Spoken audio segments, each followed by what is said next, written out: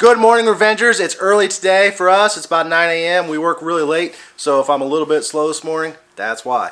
Today's a cool day. We're going to try to start up the Stealth for the first time.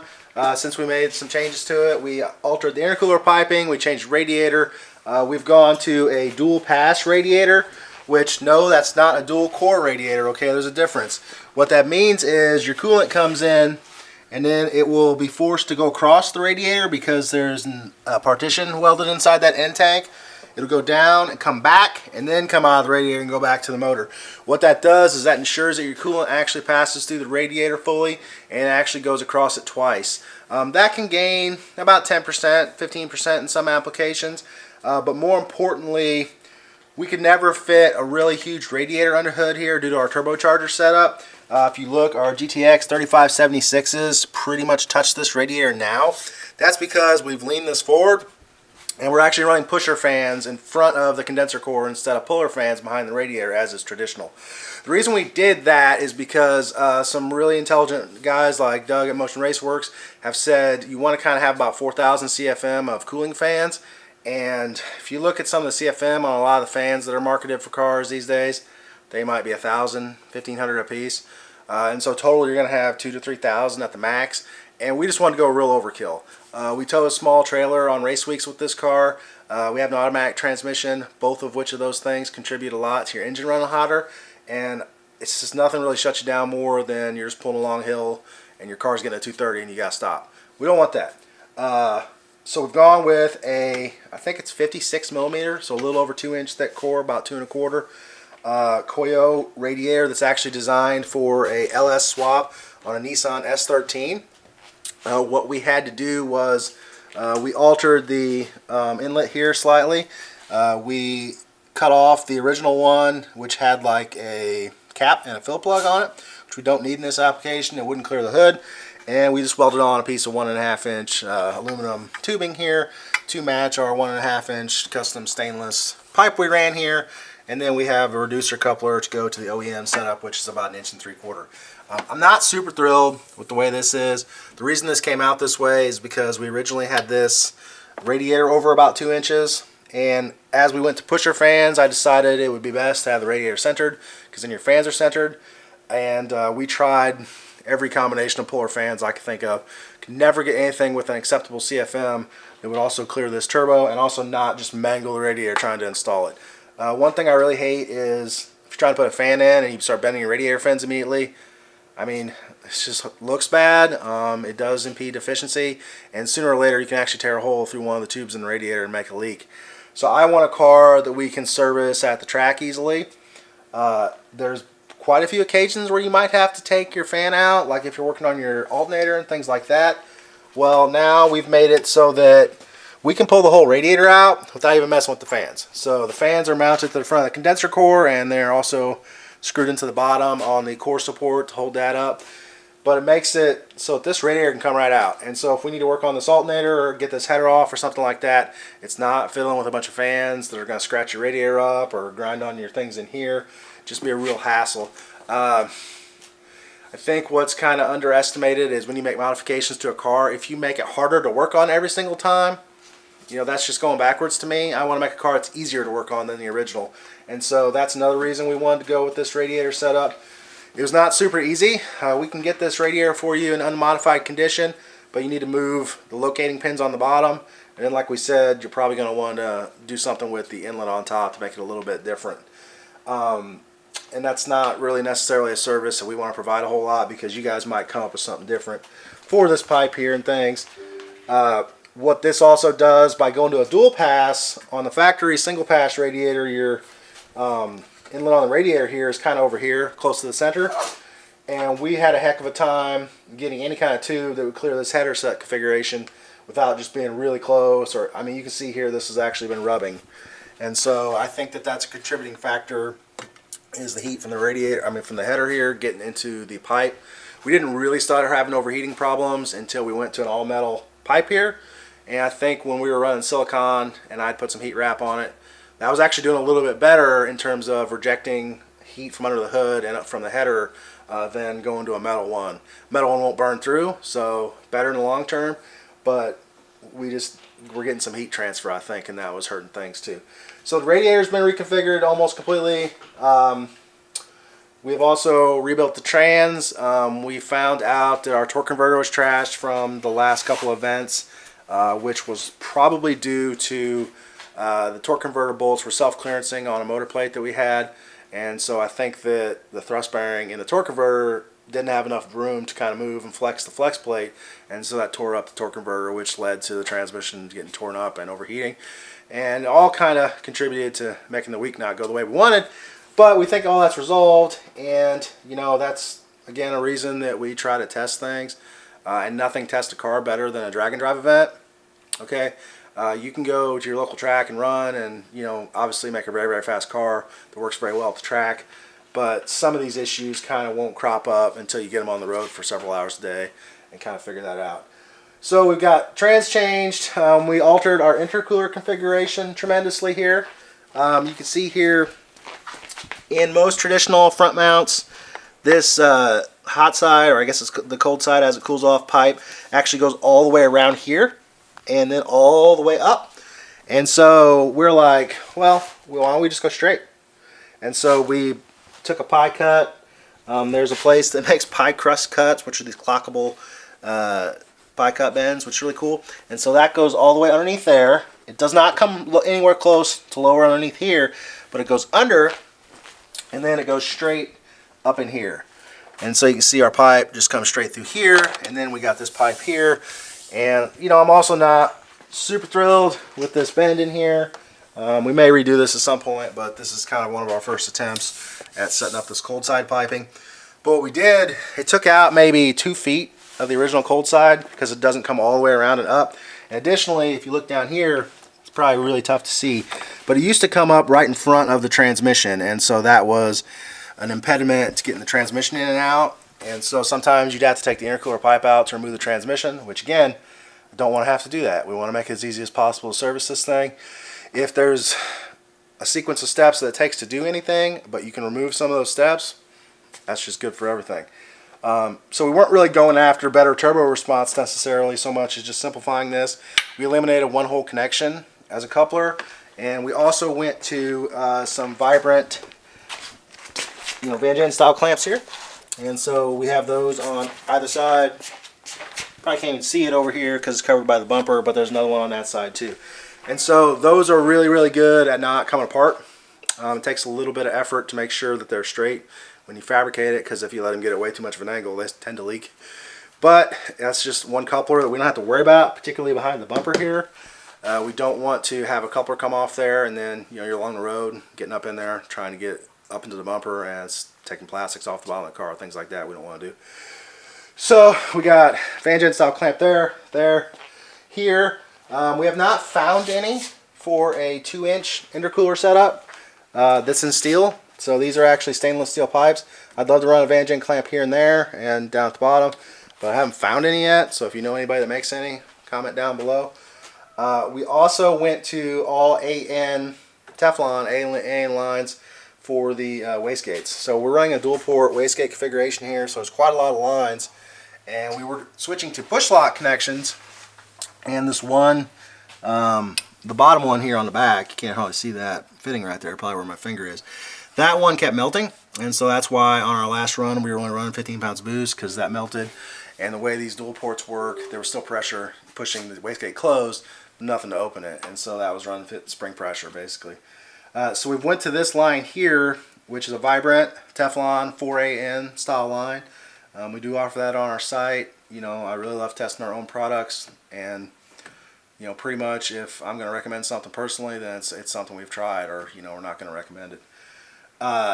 And this hose is rated at 480 degrees, wherein the push lock connections, which are basically air brake lines for the most part, are rated at like 200. And so depending on what you get, I think some might be like 250. So we got a lot more temperature overhead on these lines. And additionally, they're all very secure connections. There shouldn't be any vibration issues. We've done a little bit of work here to just keep this on this pipe, because it does get pretty close to the timing belt here, but of course there's not anywhere really close to hitting. And then we got this hooked to this solid piece here, so there's really no way for that to move enough to contact the timing belt, which is pretty important. We don't run timing covers on here on the top right now. We really like the clear timing covers, but they tend to crack and things like that around the bolt holes here. And we'd had ours for a really long time, so I'm not even going to say it's a product problem, but we just had them for like 10 years. And they've been on and off the car a million times. And they were starting to break up enough, I was worried that a chunk was going to get into the timing belt. And so we thought, you know, let's just not run any for now. I believe there's some more options on that front, so stay tuned for that. But for now, we don't run it because, to me, I really want to see that this belt is not getting loose and that it's in time and that cam gears haven't slipped. These are BC cam gears, which we also offer on the site. They pretty much don't slip. I've never had an instance where they did. But it's still something to keep an eye on if you're racing a car, particularly if you ever hit the rev limiter. It's got a real tendency to try to move your timing belt. We run our Revenge solid tensioner and our Gates Kevlar belt here, both really high quality items. You can see here this car's been sitting, I don't know, a month or two, and our belt is still perfectly tensioned, whereas with the hydraulic ones tend to relax when they're sitting still, particularly if you got high lift valve springs. And there's plenty of ways to mitigate that.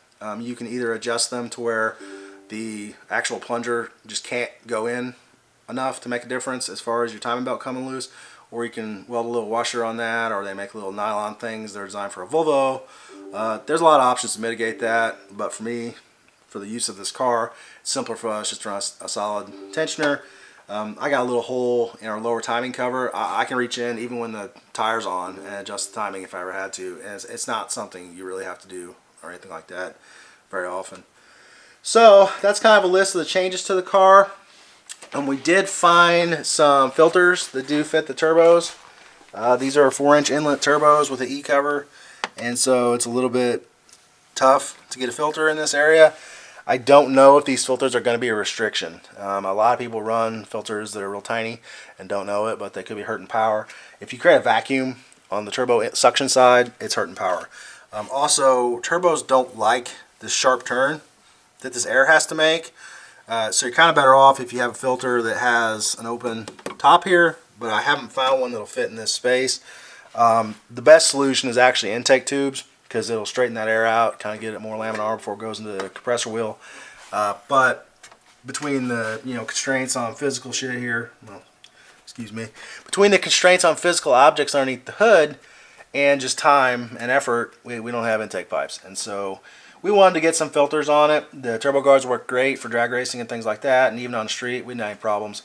But in the long run, like I even said when I talked about them then, it's not a bad idea to have filters. So we're going to put this on the dyno and see if these hurt or not. And if these do hurt power a little bit, we'll go to the turbo guard at the track. So let's see if this thing will fire up. Haven't even touched the key yet. Could be, starter issues. Could be pretty much anything. This tune has not been fully developed in cold starts since we switched to the Haltech, so it might take a couple of attempts, but let's see what we got. One more thing, we changed to an extremely large Durali transmission cooler here with a huge fan, 12-inch fan on it. It's about 2 inches thick, and we also modified the OEM 99 intercooler ducting to kind of direct air into there. We could do a little bit of work here to actually tie that together, but I think for now that's going to help a lot more than just having an open hole here. And that was also part of the reason that I wanted to move the intercooler piping to give a free flow path for air. And also, there was just no way we were going to put that intercooler duct in there with the way the piping had gone before, and so this gave us a lot more room. It also let us kind of straighten out the transmission cooler because it had to be at quite an angle to avoid the piping before, and now it's kind of straight down. So let's get back to trying this. So we got our Haltech here. Currently the car's just sitting still, obviously. Let's pull up the fuel tuning in case we need to make some adjustments to the cranking. So if we look at our crank table here, we have a coolant temperature versus cranking table, and we also have a fuel prime pulse, which is based on those two things, and also our flex fuel percentage sensor. On Haltech, you can configure a lot of these different axes to be as many or as few as you want, but this is pretty much working pretty good for us. Let's just see if we have enough crank fuel though. So hop in here, get a shot of the dash. Got our CD7 dash, let's see what we got.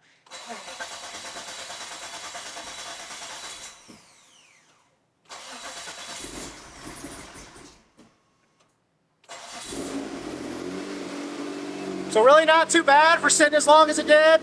It sounds like it needs a little bit more cranking primer, but I hope you like this video talking about some of the updates with the car here. We can check it.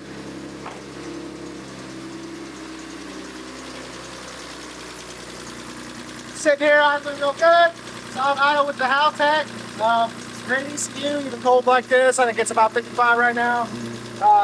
We're going to test the transmission here in a little bit, just make sure all the wheels turn and things like that. But we need to let it warm up so we can check the fluid. Hey! What's up, Hunter? Thanks for the crippers. You're welcome, Chris. We're going to do some Deutsch connectors here to hook up our fan the rest of the way. We noticed the engine was getting a little bit warm, and then we noticed no fans were coming on. So, but one fan came on.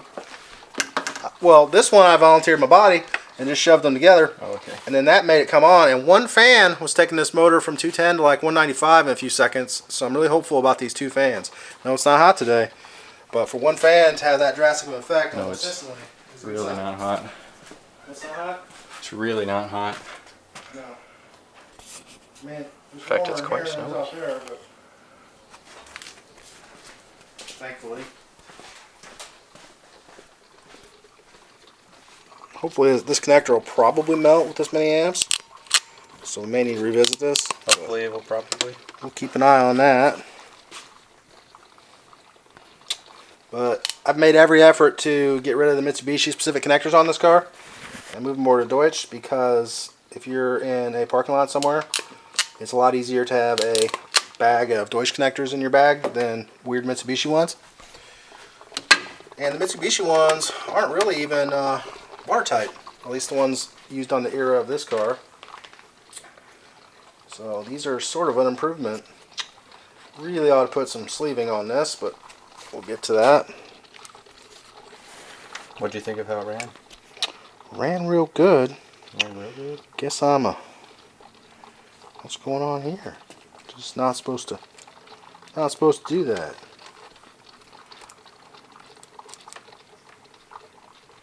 Sometimes the little locks in there get bent a little bit. I wonder if I've used this connector a few times. Got our box of connectors. Extremely organized. Organized like a library. We need to work on this. Nothing.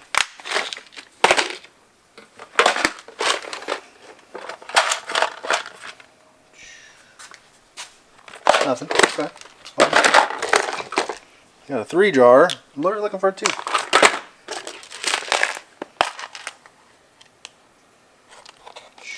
These, nope, that's 4. Okay. Fine.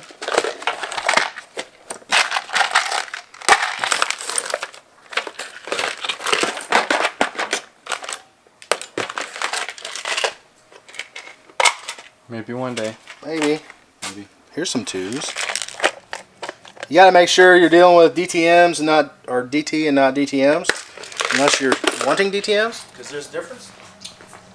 So let's see if this doesn't make a difference. Make sure our orientation's correct for ground.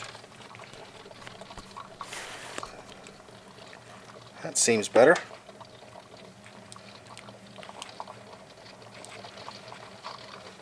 Get in there. That's perfect.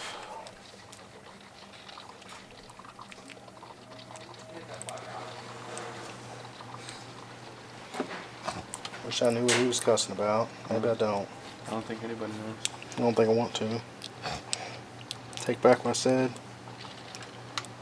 The thoughts in his brain are just too profane. Profound. Profound? You're not profane. Profound. Does he have some secret wisdom? I think he does. I sure wish this connector would cooperate. Nope. Maybe I put DTM pins on this thing. Nope. That's a possibility when you're as organized as I. Yep.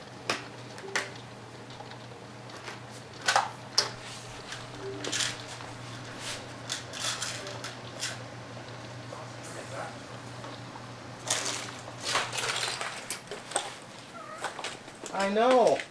The little shop cat's getting around today. We just fed him. He's a hungry little devil. He is. Kindest little cat you ever seen.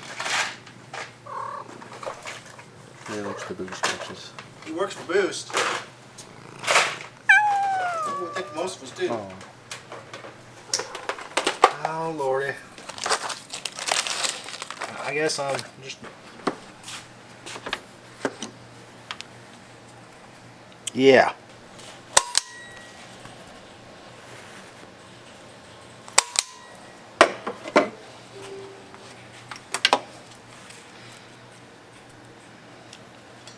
This is probably not the correct crimper, but it works really good for this. And almost everything. Nice crimp. Crimp whenever you can. Solder does not tolerate vibration. And a lot of solder joints got too hot, or they're dirty and they get corrosion up in the wire.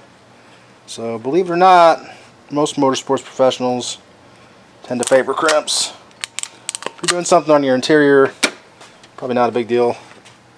But under the hood particularly, where you're going to be exposed to strain on the wire a lot from just tension and vibration, kind of better off using a crimp.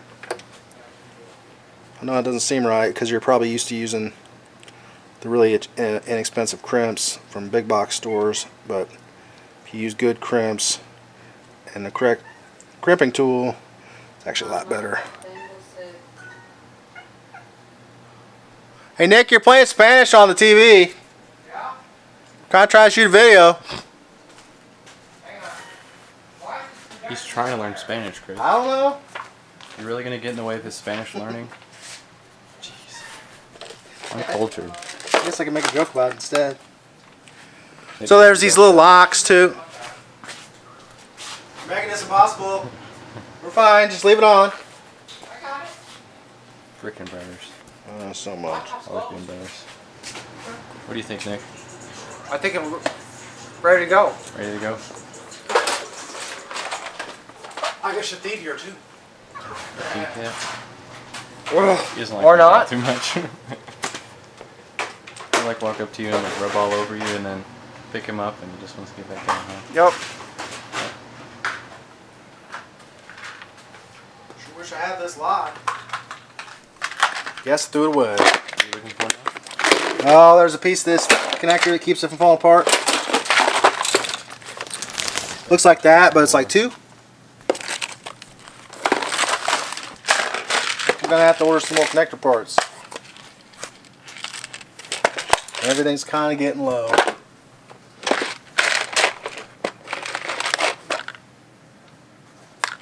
See if that happens to be correct.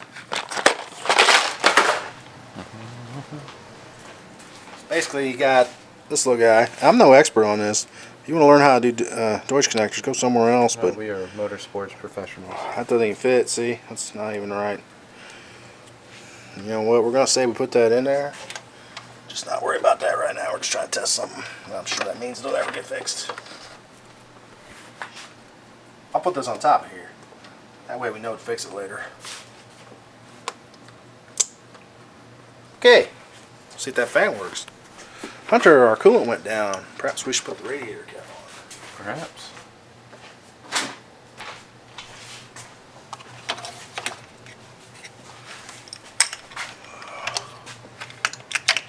High pressure stant, coolant cap.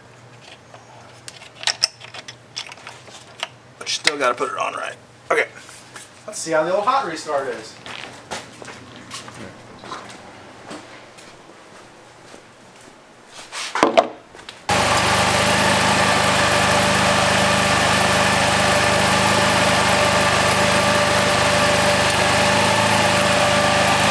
Getting up on the stick. Not hot though either. Tries for a little more and put out.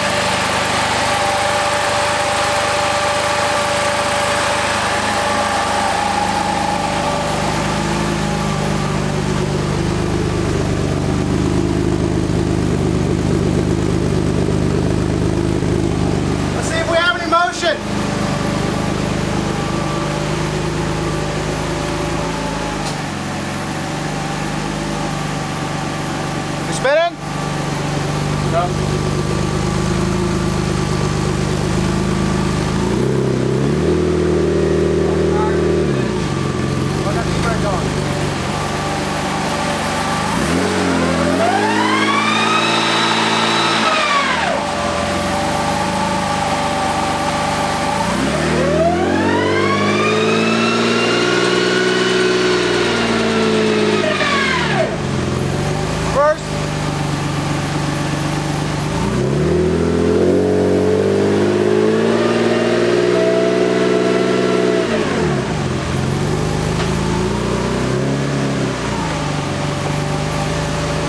hook the speedometer sensor up so it won't shift until we do that.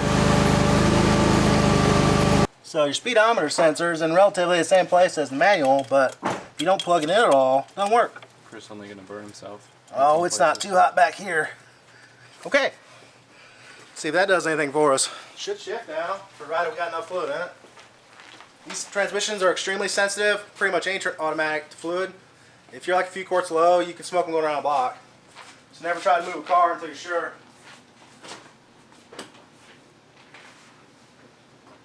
I don't know why I got Santa Claus's skirt in here today.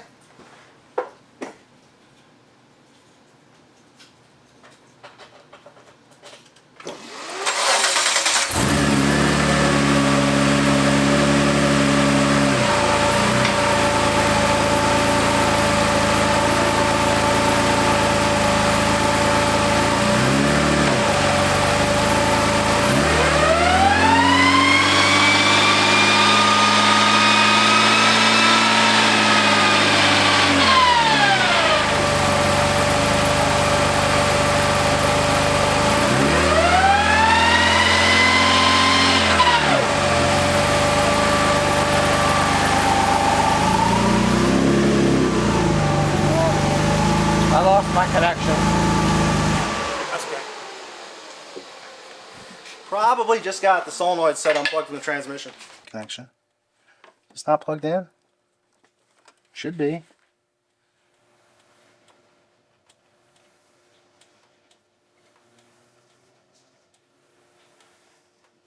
Oh, I don't know what's. We're going to have to debug this wiring, I guess.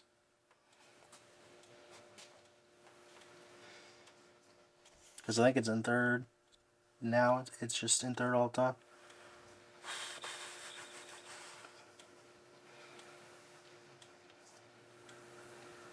I changed this harness when we did this transmission because we went to a different solenoid set. So something's going on in there, but we'll have to investigate that a little further. Because basically if this is unplugged, you're in third gear all the time. It's probably where it's at right now.